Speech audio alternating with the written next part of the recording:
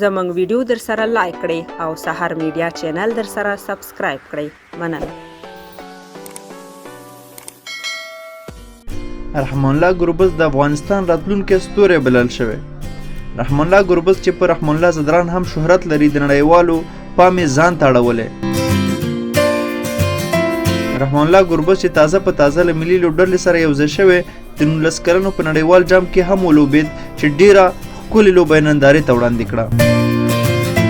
نوموړی د مختلف ډوله شاټونو په صلاحیت لرلو سره په بېلابېلو نومونو ونومول شو.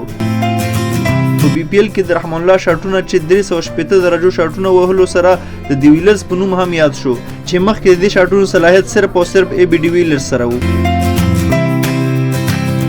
بلخوا د 19 کلنو لوبډلې روزونکی رئیس احمدزی وایي چې زه ګربز ته ګورم نو ماته د هندوستان روهیت شرما را یاد شي. رحمان الله وکټ ته په درېدلو کې روهیت شرما معلومیږي.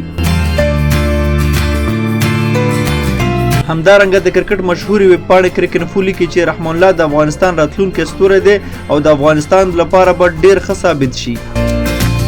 نو دا و زموږ د نن ورځې خبر. امید لرم چې ستاسو به خوښ شوی وي. د نورو خسته خبرونو دپاره زموږ دغه چینل در سره هرومرو سبسکرایب کړئ ولې چې دا ستاسو خپل چینل دی. مننه ډېره زیاته. الله مو مل شه.